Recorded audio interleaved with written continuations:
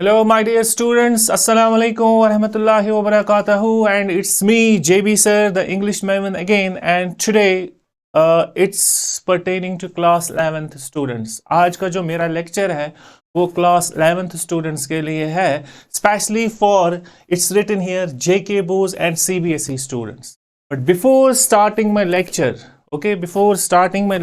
I request everyone, I request my dear students that please go to your study room. कि आप study room में चले जाए और वहां पे मेरा lecture जो है आराम से सुनिए.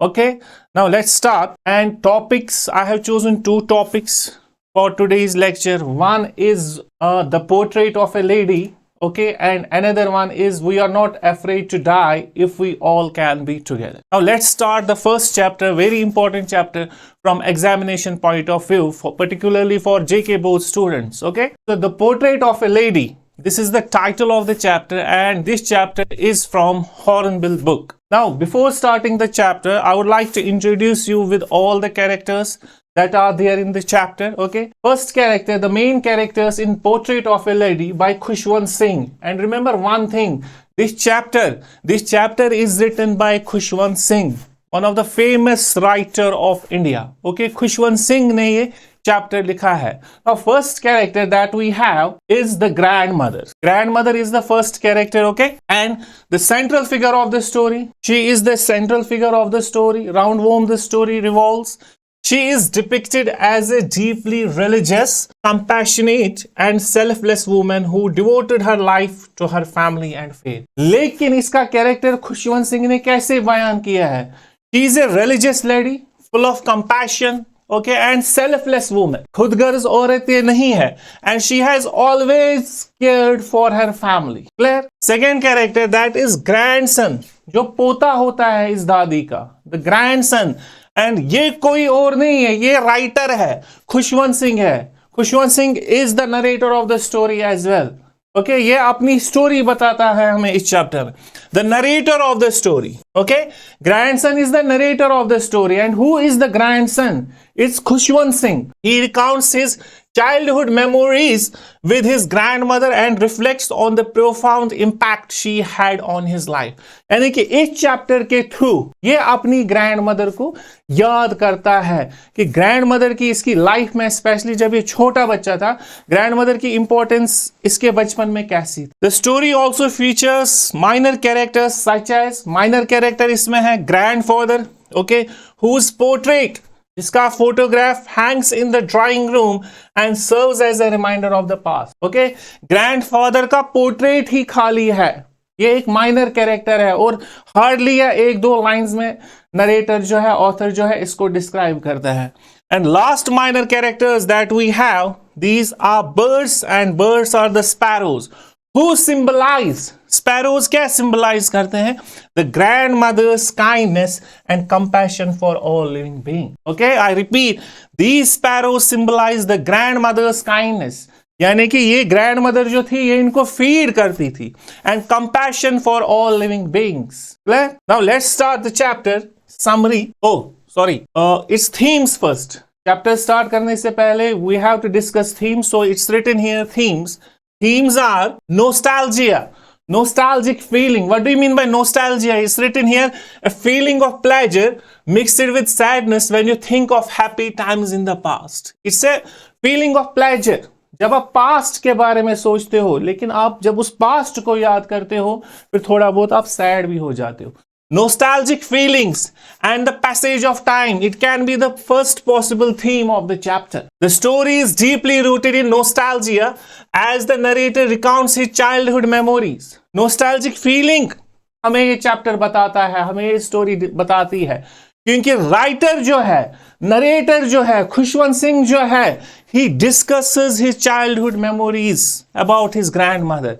The passage of time and the inevitable change it brings are central, highlighting the bittersweet nature of memory and the fleeting nature of human life. तो ये सारा कुछ याद करता है.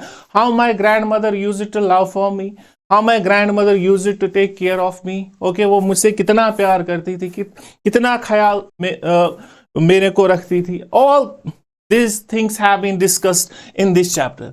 Second theme, that is cultural and social change. Very important theme. The story provides a glimpse.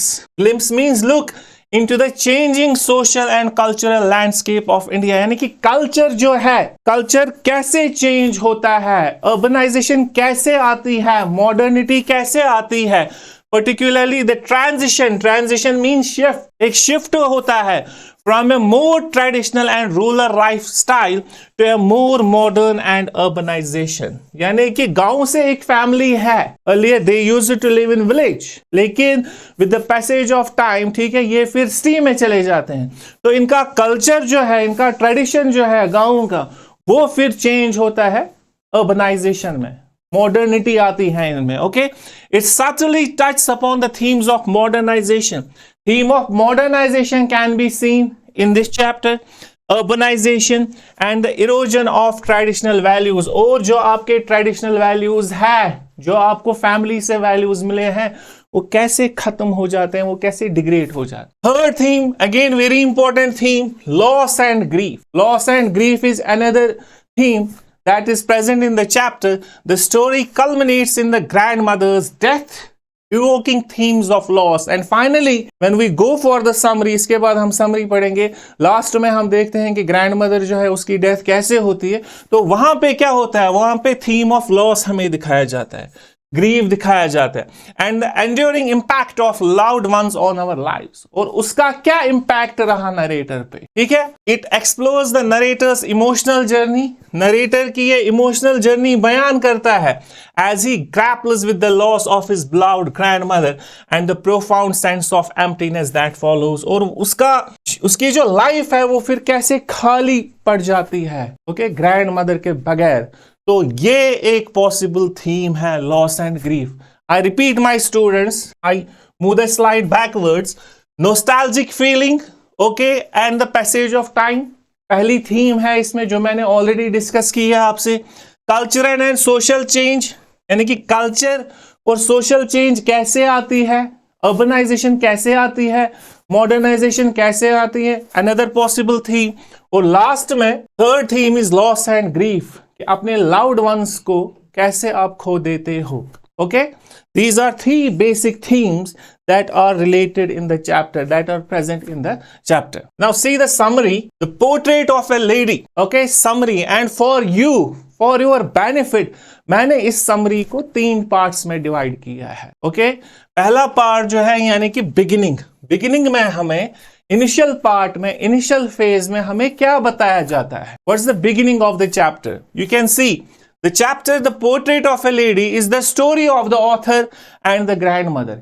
ये किसकी story है? ये ऑथर की स्टोरी है, बचपन की स्टोरी है. ऑथर कौन है? खुशवंत सिंह है, और उसकी दादी की स्टोरी है, ग्रैंडमदर की स्टोरी है. The grandmother was an old woman, ठीक है, बूढ़ी औरत होती है, with A wrinkled face.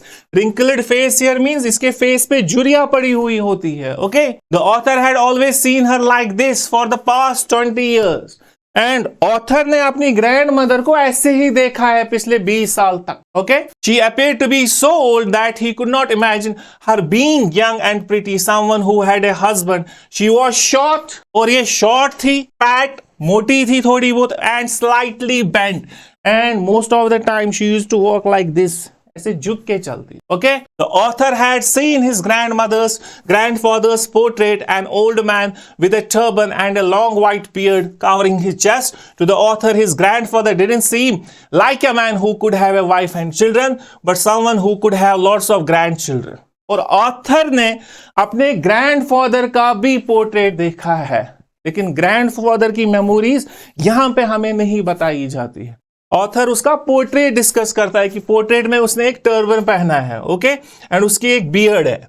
His grandmother used to move around the house in spotless white, with her one hand resting on her waist and her other hand counting the beads of her rosary. तो author को याद है, मेरी जो दादी है वो अक्सर व्हाइट ड्रेस ही पहनती थी, ओके, और इसका एक हाथ वेस्ट पे होता था और राइट हैंड से ये माला पढ़ती थी. Okay, rosary here means those beads, ठीक है, वो माला जो हम भी पढ़ते हैं. In the initial days, author को याद है स्टार्ट में, इनिशियल डेज में, the author and his grandmother had a good relation, यानी कि सिंस बिगिनिंग पहले से ही ये अच्छी रिलेशनशिप शेयर करते थे। They used to care for each other, she used to wake him up, इसको जगाया करती थी, okay, and get him ready for school, और इसको स्कूल के लिए तैयार करती थी। She used to pack the things required by him for the day and walked him to school every day. And इसको मदद करती थी पैकिंग में, जो इसको स्कूल में चीजें जरूरत थी, books, tiffin, extra, okay, and इसको स्कूल लिया करती थी। She used to visit the temple, and इसके बाद ये टेम्पल जाया करती थी। Very important here, remember this thing, that was attached to the school. She had a routine of reading the scriptures, और ये अपनी scriptures भी पढ़ती थी। The author along with other children sat on the veranda singing alphabets and morning prayers. और author जब school के बाद वापस आता था तो ये वेरेंडा पे अल्फाबेट्स रिसाइट करता था, पढ़ता था, एंड मॉर्निंग प्रेयर्स भी पढ़ता था। They both used to come back home together with stray dogs roaming around them as his grandmother would carry the stale chapatis to feed them. And तब तक ये अपने घर वापस नहीं आया करती थी जब तक कि इसका पोता स्कूल से वापस ना आता। He used to wait for his grandson, and वापस आते वक्त कुत्ते इसके पीछे भागते थे, and she used to give them stale chapatis, रोटियां इनको दिया करती थी। ओके, नाउ मिडिल पार्ट क्या है? इनिशियल पार्ट में, बिगिनिंग पार्ट में हमने देखा that author's grandmother used to care for him a lot, ये इसका हर कोई चीज, पैकिंग वाली चीज को मदद करती थी तो स्कूल तैयार करने में, okay, and all other things. Now middle में क्या होता है? Soon the parents of the author who went to the cities to settle in and call them as they reached the city his relationship with his grandmother took a turn. अब author के जो parents हैं वो city में चले जाते हैं, इसके फादर की शायद ट्रांसफर हो जाती है सिटी में, एंड इसके बाद इनको भी बोला जाता है कि आप वहां पे आ जाओ, एंड यहां पे एक टर्न आता है, turn takes place between their relationship. तो दे शेयर द रूम, ठीक है, रूम में कॉमन शेयर करते थे, देयर बॉन्ड ग्रू अपार्ट, लेकिन इनका जो बॉन्ड था, इनका जो लव एंड केयरिंग बॉन्ड था, उसमें थोड़ी बहुत अब डिफरेंसेस आ गई। He started going to an English medium school, अब ऑथर जो है सिटी में है, ये अब ये इंग्लिश मीडियम स्कूल जाता है, okay. She know longer accompanied him to his school, और यहां पे सिटी में ऑथर को ये ग्रैंडमदर साथ नहीं जाती है, okay, and there were no longer stray dogs who roamed around them while walking back home, and कुत्तों को भी ये यहाँ पे अब फीड नहीं कर सकती है because she is most of the time staying indoors. She however used to ask him about his day and what he had learned. लेकिन जब ऑथर इंग्लिश मीडियम स्कूल से वापस आता था, ओके, तो ये इसको पूछा करती थी कि आज स्कूल में तुमने क्या किया, दिन कैसा गया, पढ़ाई कैसे की, okay. She didn't understand anything as everything was in another language which she could not understand. She didn't approve of the new syllabus. और यहाँ पे इसकी जो ग्रैंड मदर है, ये इस नए सिलेबस को, जो इंग्लिश मीडियम स्कूल में नया सिलेबस है, she is not approving that he was studying because she thought they didn't teach him about God and the scriptures. क्यों? क्योंकि इसकी ग्रैंड मदर को लगा कि इस इंग्लिश मीडियम स्कूल में इसको गॉड की नॉलेज नहीं दी जाती और ट्रेडिशनल स्क्रिप्चर्स की नॉलेज नहीं दी जाती है। They saw less of each other and with the passage of time, दूरियां जो है वो बढ़ती गई, अब ये ज्यादा एक दूसरे को नहीं देखते हैं। As the days passed, अब दिन गुजरते गए, he grew older and soon went to the university. Okay, कुछ साल गुजर गए, ऑथर जो है वो बड़ा हो गया, now his school days are over and he is moving to the university. अभी यूनिवर्सिटी में पढ़ रहा है। He had his own room, और इसका ऑथर का एक अपना रूम है, and this made their relationship sour, और इस वजह से इनकी जो रिलेशनशिप है वो थोड़ी बहुत कड़वी हो गई। Okay, she stopped talking to everyone and spent her whole day sitting at her spinning wheel, reciting prayers and moving beads of the rosary with one hand. And इसके बाद ये ज्यादा अब किसी से बात नहीं करती है, ग्रैंडसन को भी कुछ नहीं पूछती है। Most of the time she is staying indoors in her own room, और वहां पे ये क्या है, रोजरी बीड्स जो है वो पढ़ती है या कभी कभार प्रेयर करती है, okay, however she loved feeding sparrows, लेकिन यहाँ पे अपने रूम के खिड़की के थ्रू ये स्पैरोज को फीड करती है in the verandah at dawn, breaking bread into pieces, bread को ये पीसेस में डिवाइड करती है and feeding it to the birds was her daily routine. अब स्पैरोज को यहाँ पे फीड करना इसकी डेली रूटीन बन जाती है। The birds would sit on her legs, और जो ये स्पैरोज है ये इसके टांगों पे बैठते थे।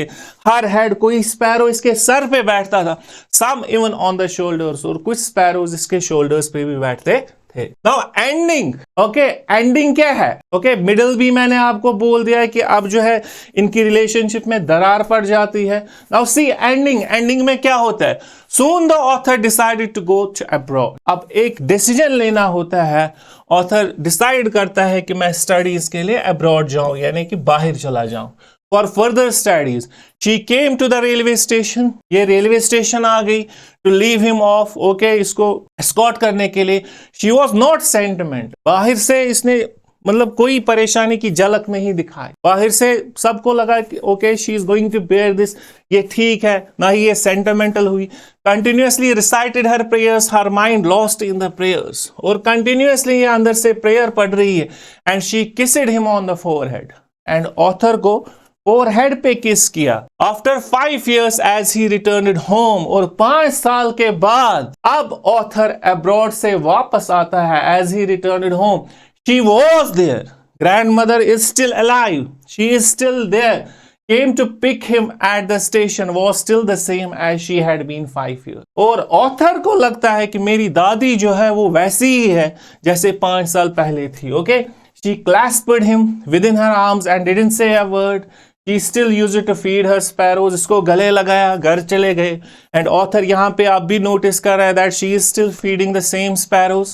One day she didn't recite her prayers, okay, लेकिन अब कुछ चेंज आती है इसके मतलब बिहेवियर में। एक दिन क्या होता है? She didn't recite her prayers but instead collected the women of the neighborhood, लेकिन प्रेयर से रिसाइट नहीं कर रही है, but she is collecting some other woman folk of the neighbourhood, got a drum and started singing, और एक drum लाया और अब गाना बजाने लगी। The next morning she was ill, और अगली सुबह ये बीमार पड़ गई with mild fever, ओके, थोड़ा बहुत इसको बुखार चढ़ गया। The doctor said that there was nothing to worry about, but she was sure that her end was near। तो डॉक्टर को बुलाया गया, doctor was called and he told the family members that nothing serious about her, कोई घबराने वाली बात नहीं है। लेकिन ग्रैंड मदर को समझ आया है now I have to face death, अब मुझे मरना है। She didn't want to waste her time, अपना टाइम जाया नहीं करना चाहती थी talking to anyone in the family anymore, but spent her last hours in reciting her prayers। और कुछ लम्हे, कुछ घंटे ये अब प्रेयर के साथ बिताना चाहती थी। laying on the bed, she died and her body lay on the bed। And finally prayer पढ़ते पढ़ते वो मर जाती है। She is still lying on the bed lifeless, but this time she is motionless as they prepared for her funeral. अब family जो है इसका फ्यूनरल प्रिपेयर कर रही है।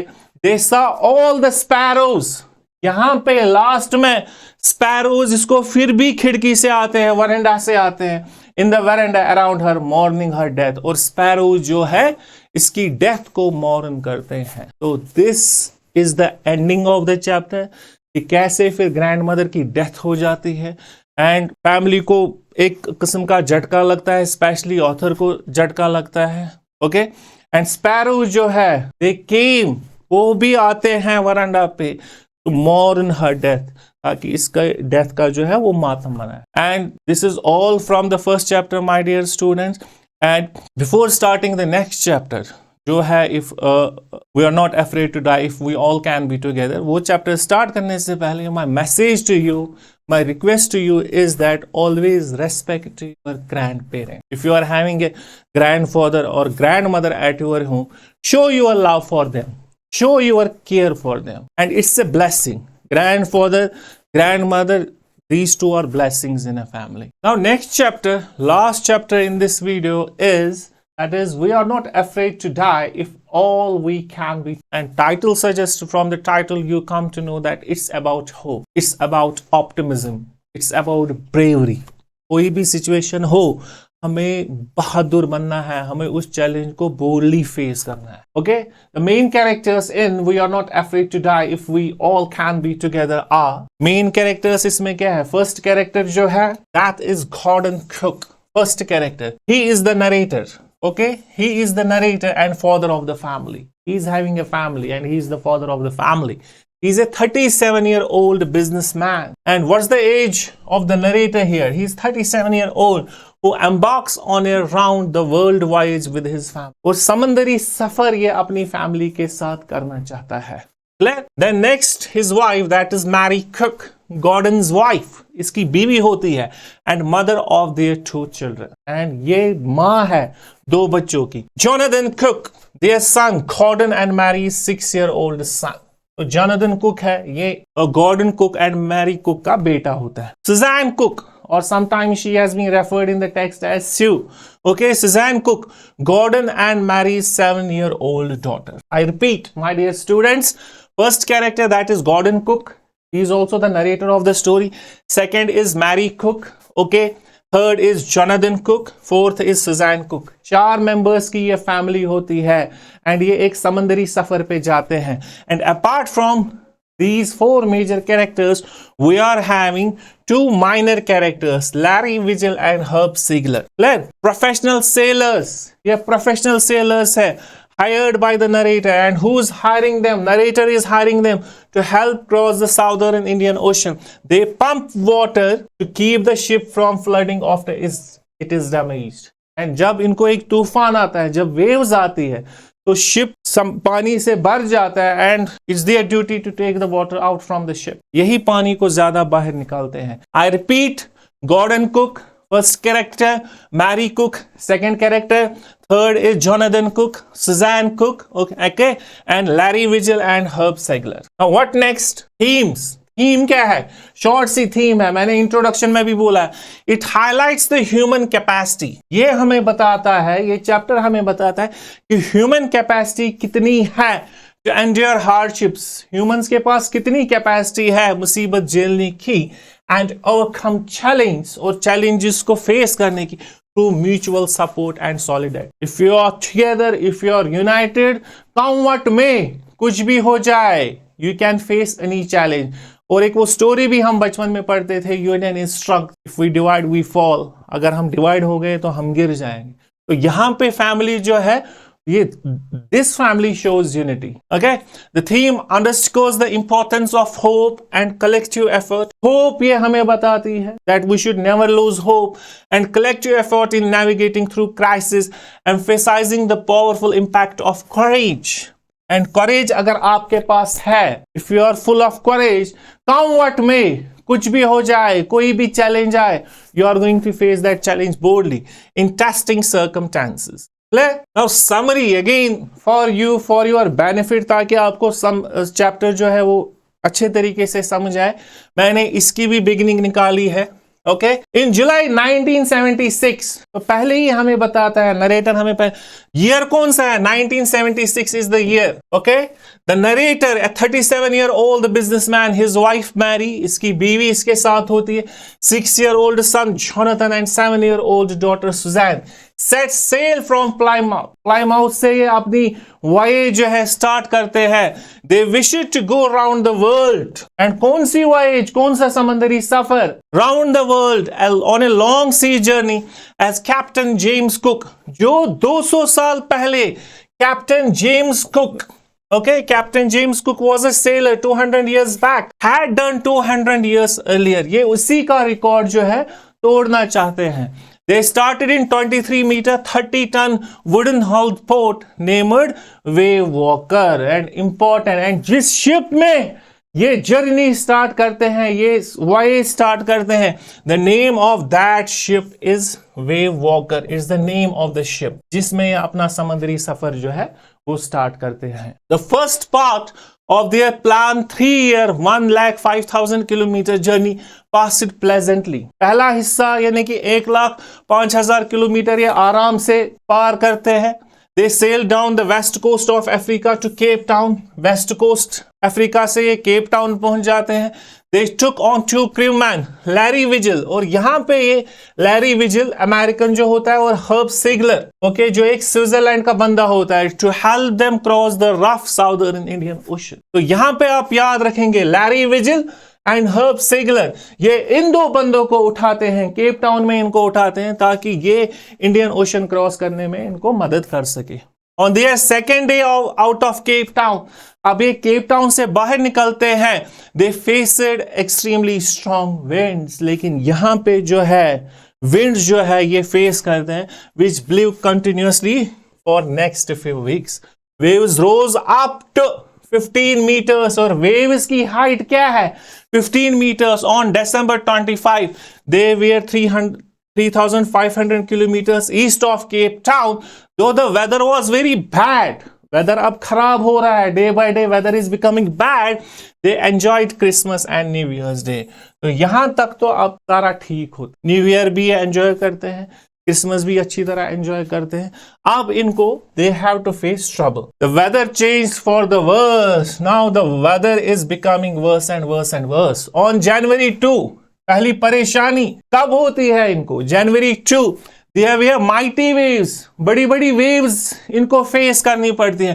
They were sailing at 8 knots, knots का मतलब क्या है यहाँ पे, speed 8 nautical miles per hour, okay, it's a speed. They slowed down the boat by dropping the small sail and fastened mooring rope in a loop across the hind part of the boat. Now, जब इन्होंने waves face की तो इनको लगा हमें जो speed है boat की उसको कम करना चाहिए। Then they attached lifelines.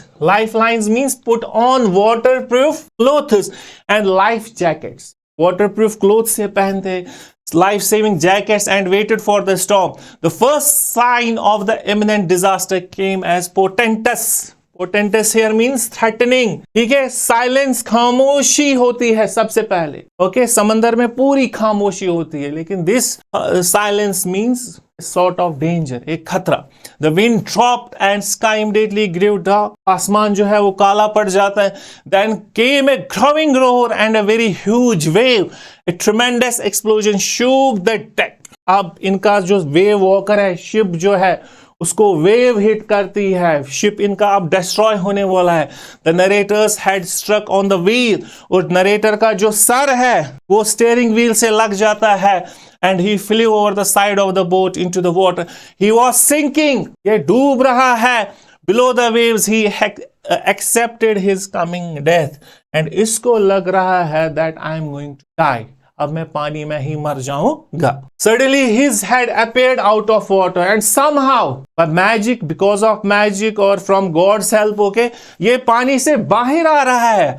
A few minutes away, wave walker was about to turn over in water, and इसको लग रहा है कि ये जो शिप है, ये जो बोट है, ये अब पलट जाएगा। Then a wave threw her upright, succeeding waves threw the narrator around the deck like a rag doll, and ये बोट जो है ये पलटा नहीं, ये थोड़ा बहुत स्ट्रेट पोजीशन में आ गया, लेकिन हमारा जो नरेटर है, okay, he is floating like a doll. His left ribs cracked, इसका जो लेफ्ट रिब है वो क्रैक हो चुका है। His mouth was filled with blood, इसके मुंह से खून निकल रहा है, एंड ब्रोकन टीथ, दांत भी इसके टूट रहे हैं। He somehow found the wheel and lined up the stern for the next wave, and somehow he got the steering. अब थोड़ी बहुत ये अलाइनमेंट जो है, स्टीयरिंग जो है वो कंट्रोल में रह रहा है।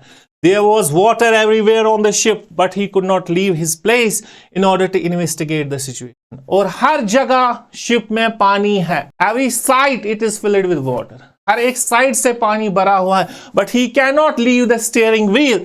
सडनली हिज वाइफ मैरी, और इसकी बीवी आती है, open the door in the deck, वो डोर खोलती है डेक का, and shouted that they were sinking as the decks were broken. एंड इसको मैरी बताती है हम शायद डूबने वाले हैं, हम पानी में ही मर जाएंगे, क्योंकि डेक्स जो है वो टूट चुके होते हैं। Okay, the narrator asked her to take the wheel, और नरेटर जो है वो अब अपनी वाइफ को बोल रहा है कि स्टीयरिंग व्हील पकड़ो। Then he moved quickly to the door, और डोर की तरफ चला गया। यहां पे Larry and Herb, American and Swiss, okay, Larry and Herb we are pumping water out of the ship. And यही दो बंदे जो है ये इनको मदद करते हैं, शिप में जो पानी जमा हुआ है, they are taking water out from the ship. The wooden beams had broken, जो वुडन बीम्स है वो भी टूट चुकी है। The whole starboard side had bulged inwards, clothes, crockery, charts, tins and toys moved around nicely in water. And इनके जो clothes थे, क्रॉकरी आइटम्स जो थे, चार्ट्स थे, टॉय जो थे, वो पानी में तैर रहे हैं। He crawled into the children's cabin, और अब ये बच्चों के पास गया। Sue had got a big bump on her head. He had no time to attend her. और यहां पे ये देखता है, Sue means Suzanne, ओके, जो इसकी बेटी है। Sue here means Suzanne, इसकी जो बेटी है उसको भी सर पे लगी है, लेकिन उसके पास टाइम नहीं है उसको उसकी इंजरी देखने का। Okay, he found a hammer, एक हैमर इसको मिलता है, हथौड़ा मिलता है, and canvas and started repair work, और अब ये रिपेयर वर्क में लग जाता है। He managed to stretch canvas and secure waterproof hatch covers across the gaping holes. Most of the water was now being deflected over the side. Then the hand pump started to block up within debris. Okay, and थोड़ा बहुत ये पानी भी बाहर निकालता है या side में कर देता है। अब ये हैंड पंप्स को देखता है। The electric pump had a short circuit, लेकिन जो एक इलेक्ट्रिक पंप है उसमें शॉर्ट सर्किट हुआ होता है। Water level rose up dangerously. He found that their two spare hand pumps had been pulled away by currents along with the forestaysail, the jib, the dinghies and the main anchor. And इसको पता चलता है कि पानी जो है वो फिर से बढ़ रहा है, एंड इसके पास जो दो स्पेयर पंप्स थे वो पानी ने अपने साथ लिए हैं। They got no replies from their mayday calls. अब ये मेडे कॉल्स वायरलेस पे बोल रहे होते हैं, मेडे मेडे मेडे मींस डेंजर डेंजर डेंजर, लेकिन वहां से इनको स्टेशन से कोई हेल्प नहीं मिलती है। Sue's head had swollen. Sue का जो हेड है वो swollen होता है। Alarmingly, she had two enormous black eyes and a deep cut on her arm. यानी कि सर को भी इसके लगी है एंड इसकी आर्म जो है वो badly injured है। Now middle में क्या होता है?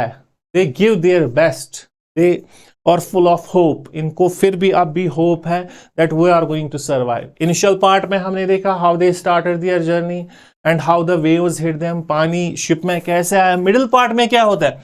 On the morning of January 3, अब January 3 आता है, the pumps had reduced the amount of water on board. जो इनके पास बचे हुए पंप्स थे उन्होंने पानी की लेवल जो है कम कर दी। Each of them took rest for 2 hours, और हर कोई बंदा 2-2 घंटे का रेस्ट ले रहा है टर्न करके। They had survived for 15 hours since the wave hit the wave walker, और 15 घंटे से ये लड़ रहे हैं, सरवाइव कर रहे हैं जब से वेव ने वेव वॉकर को हिट किया है। But she was not strong enough to take them to Australia. लेकिन अब वेव वॉकर में, she here means wave walker, यानी कि जो इनका शिप है वेव वॉकर में अब उतनी क्षमता नहीं बची है। She is not strong enough to take them to Austria.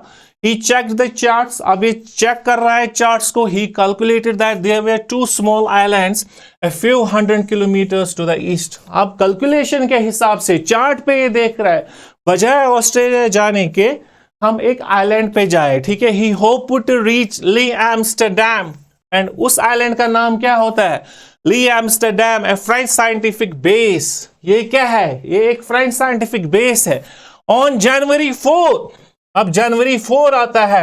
After 36 hours of continuous pumping, they reached the last few centimeters of water. Now they had to keep pace with the water still coming in. Mary found some corned beef and cracker biscuits. Okay, पानी आप ये निकाल रहे होते हैं, लेकिन इनको ये भी ख्याल रखना है कि और पानी जो है वो शिप में अंदर ना आए। And in the meantime, Mary को कुछ बीफ मिलता है और कुछ बिस्किट्स मिलते हैं, वो वही खा लेती है। They ate their first meal in almost 2 days. 2 दिन के बाद अब ये अपना खाना खा रहे हैं। Their relief was short-lived.